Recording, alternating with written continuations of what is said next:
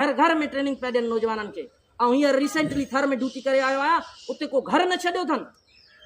माना हिकिड़ा माण्हू हूंदा आहिनि त ख़ुदि अलाह ऐं रसूल खे सम्झनि, वेल एंड गुड आहे, असीं बि सम्झी वेठा आहियूं, तव्हीं बि सम्झी वेठा आहियो। पर हिकिड़ा माण्हू अहिड़ा हूंदा आहिनि जेके साज़िशी कुवतनि जे पैसे ते हलंदड़ आहिनि।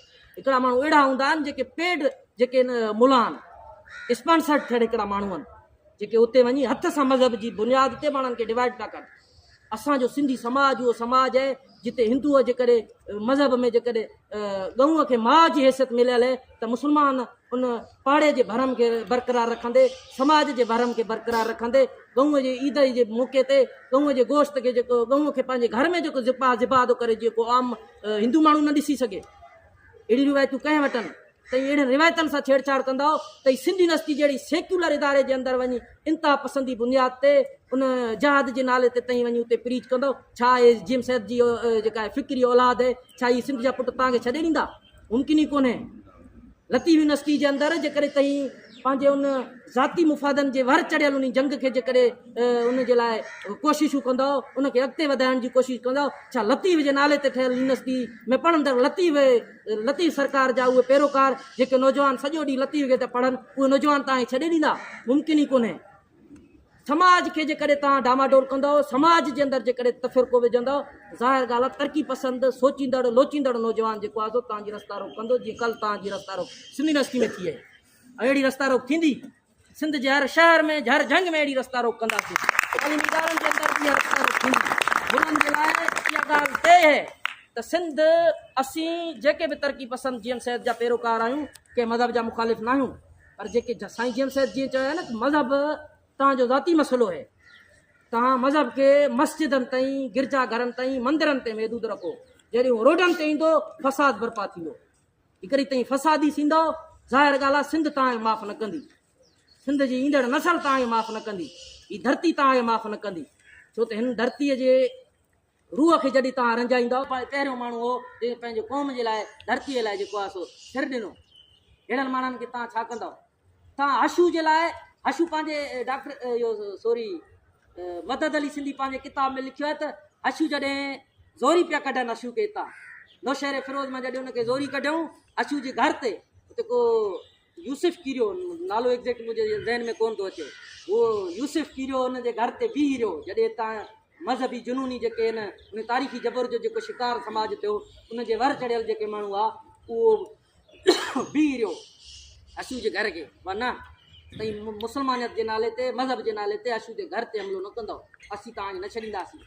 भले हू हिंदू आहे, केर बि आहे, पर उहो असांजो भाउ आहे, धरती जो पुटु आहे। असां अहिड़ा न आहियूं, पर उनखे तव्हां शहीद था कयो, उनखे तव्हां मारे छॾियो। छा उहे माण्हू असां विसारे छॾींदासीं जिन्हनि जो रतु वहियल आहे हिन धरतीअ करे, हिननि सेक्युलर रिवायतनि जे करे? पर चवण जो मक़सदु इहो आहे, हिन महिल जेका सिंध जे अंदरि मौजूदा सूरत हाल आहे, हू हर जंग पिया लताड़ियूं। पेड हिकिड़ा माण्हू आहिनि, स्पॉन्सर्ड थियल हिकिड़ा माण्हू आहिनि, पर उन्हनि जो मुक़ाबिलो नौजवान बि करणो आहे। तव्हां असांजे समाज जे अंदरि सियासत, समाज जे अंदरि तब्दीली जो नालो आहे। सियासत यूनिवर्सिटी जे अंदरि जेके मसइला मामला आहिनि, उन्हनि मसइलनि मामलनि खे हल करे तव्हांखे सही ढंग में ज़िंदगी जीआरण जो नालो सियासत आहे। इन जे अंदरि तब्दीली आणण जो नालो सियासत आहे। यूनिवर्सिटी में लाइट कोन्हे, यूनिवर्सिटी में सफ़ाई कोन्हे, यूनिवर्सिटी में पॉइंटनि जो मसइलो आहे, कैंटीननि में मानी जो मसइलो आहे, असां तव्हां न सोचींदासीं, असां तव्हां इन ते न ॻाल्हाईंदासीं, तेसि ताईं मसइलो हल न थींदो, शहर में तब्दीली न ईंदी। जेकॾहिं तब्दीली अचे थी, इहो सियासत आहे।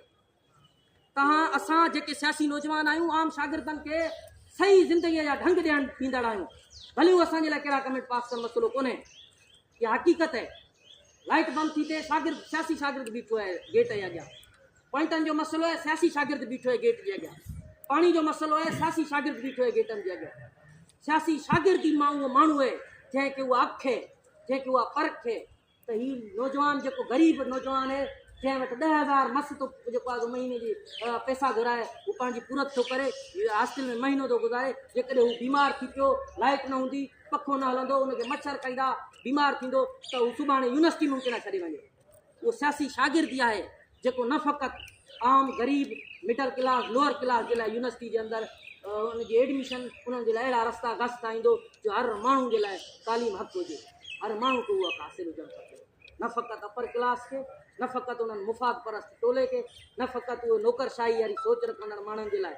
असां तव्हां सभिनी खे सोचणो पवंदो, असां तव्हांखे सोचणो पवंदो त हिन समाज जे अंदरि, हिन मौजूदा सूरत हाल जे अंदरि जंहिंमें अनेक मसइला, उन्हनि मसइलनि जो हल तव्हां सां ई ॻोल्हणो आहे, उन्हनि मसइलनि जो हल असां तव्हां खे कढणो आहे। सियासी शागिर्द हिते असां वटि हिकिड़ो आम नेरेटिव ठाहियो वेंदो आहे न, बसि सियासी शागिर्द जेको यूनिवर्सिटियुनि में वञे थो उहो पढ़े नथो, पर ईअं कोन्हे। असीं था चऊं त शागिर्द सियासत जो मक़सदु इहो आहे, उनजी माना इहा आहे, सियासत खां अॻु में लफ़्ज़ शागिर्द आहे। शागिर्द जो कमु आहे पढ़णु, शागिर्द जो कमु आहे पंहिंजे क्लास वठणु, शागिर्द जो कमु आहे पंहिंजी फील्ड में एक्सपर्ट हुजे। इहे ॿई शयूं हिक ॿिए खां कटियल कोन्हनि।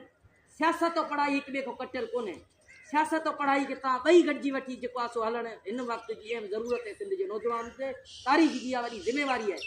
जेकॾहिं उन ज़िमेवारी खां मुंहुं मोड़ींदासीं त पोइ दुनिया जे उन्हनि क़ौमनि में जेको आहे सो शुमार थींदासीं जेके क़ौमूं ख़तमु थी वियूं, जिन्हनि जी ॿोली ख़तमु थी वई, जिन्हनि जी क़ौमी तशख़ुस जेको आहे सो ख़तमु थी वियो, जेके क़ौमूं हिन दुनिया जे खिते में उन्हनि जी धरती न रही आहे। छा असीं ताईं इन साॻी सूरत हाल जे लाइ तयारु आहियूं? त अहिड़ी सूरत हाल असां तव्हां सुभाणे अफ़गानिस्तान जे कंहिं कुंड में पंहिंजे नियाणियुनि सां वञी दरबदर थियण लाइ तयारु आहियूं? छा सुभाणे पंजाब जे कंहिं कुंड में जेको आहे सो वञी पंहिंजी नियाणियुनि सां जेको आहे सो ज़िंदगी अहिड़ी गुज़ारण जे लाइ तयारु आहियूं जंहिंमें सवाइ ज़िलत जे कुझु ई न हुजे? रस्ता ॻोल्हणा पवंदा, रस्ता ठाहिणा पवंदा। नौजवान इहा आहे जेको उहो घस ॾींदो, नौजवान इहा आहे जेको उहो रस्ता पेचरा ठाहींदो, जंहिं ते सुभाणे मुस्तक़बिल में जेको आहे सो ईंदड़ नस्ल उन्हनि ते हले। शहीद जिन्हनि एॾी क़ुर्बानी ॾिनियूं आहिनि, शहीद जिन्हनि पंहिंजी ज़िंदगी